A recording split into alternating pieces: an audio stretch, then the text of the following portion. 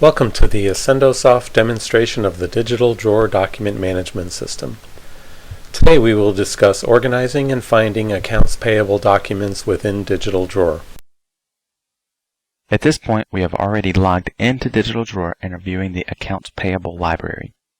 On the left, within the Libraries tab, you will see all the document libraries that this logged-in user has been granted access to.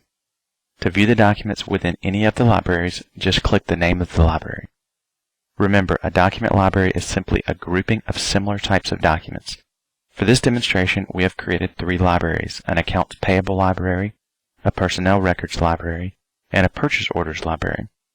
There is no limit to the amount of document libraries that you can have, and you can name the libraries anything you want. This allows you to customize the organization of your files in order to fit your specific situation. For this demonstration, we will look at the Accounts Payable library. In the document grid on the right, each row represents a document. We are currently viewing all of the documents within the Accounts Payable library. To view a document, simply double-click on the corresponding row within the document grid.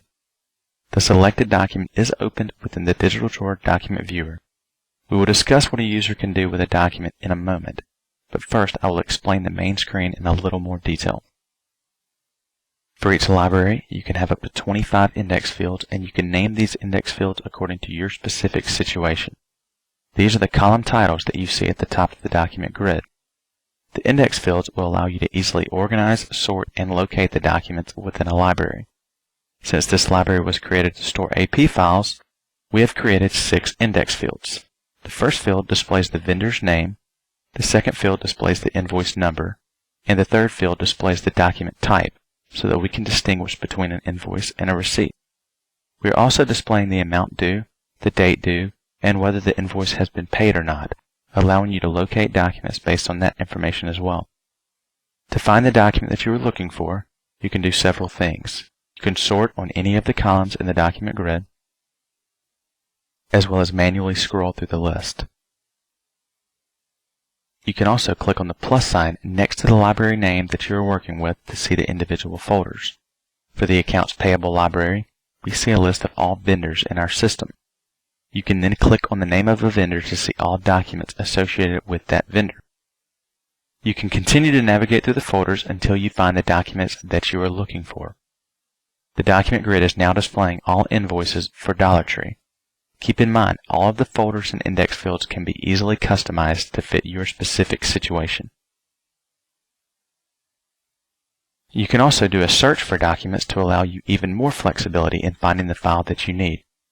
By clicking on the Search button, the Search dialog box will appear. We will be searching the entire Accounts Payable library. To find a document by a specific index field, you can either type the document's information in the appropriate field, or just select the information from the drop-down list. For example, let's find all invoices for Dollar Tree that have not been paid.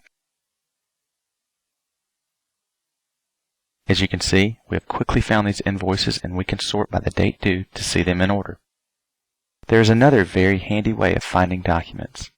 At the bottom of the search screen, there is a field titled Document Text. This field will allow you to locate every document in the system that contains a particular word or phrase. This is great for doing research that you otherwise would not be able to do.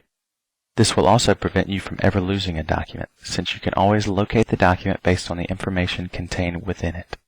The days of misfiling and losing documents will be over. Once you have found the document that you are looking for, you can simply double-click the document in the grid to open it. If you want to see the document more clearly, you can click the Maximize button at the top right of the viewer, and the document will expand to cover the full size of your monitor. You can also zoom in on the document, rotate it, or move through the pages of the document. You can also add annotations or markups to a document. If you want to highlight an area, click the Highlight button, and select the area of the document that you want to highlight. To add a stamp, click the Stamp button to select the stamp that you want to add. For this demonstration, we have created a stamp that says Confidential. To add a note to the document, click the Note button, select the area of the document that you want the note to be placed, and type the text of the note.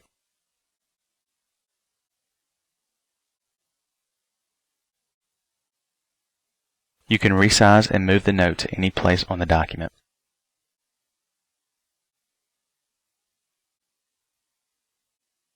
You can also draw marks on the document by using the marker tool. If there is sensitive information on this document that you do not want certain individuals to see, such as a person's social security number or sensitive financial information, you can black out the information on the document. To do this, click the Redact button on the toolbar and select the location of the document that you want to black out. Under the File menu, you have the options to print, email, or export this document. With each option, you have the ability to choose whether or not you want to include the annotations on the document.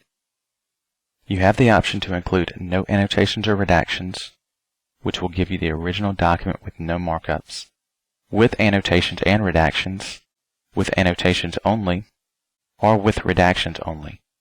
If you choose with redactions only, the printed or emailed document will not contain any of the highlights, notes, or stamps, but any blacked out areas will be blacked out in the document. You can also insert, remove, or move pages around within a document by clicking on the Document menu. Now that we have seen what you are able to do with the documents in the system, we'll close the document and go back to the main screen within DigitalDrawer. There are many more features within DigitalDrawer that we will not touch on in this demonstration. However, I want to mention just a few.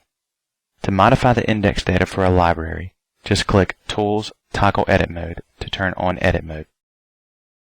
Simply change the data that needs to be changed and click Apply Changes. You can then turn off Edit Mode.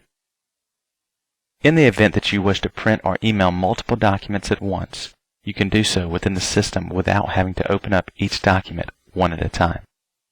Instead, you can simply select all of the documents that you wish to print or email and right-click to bring up a menu.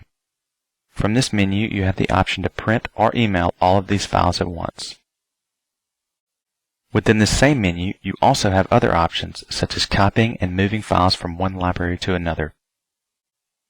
As you can see, DigitalDrawer was designed to be very easy to use, but if you need help determining how to do something within DigitalDrawer, there is a complete help manual which explains exactly how to work with DigitalDrawer, complete with step-by-step instructions.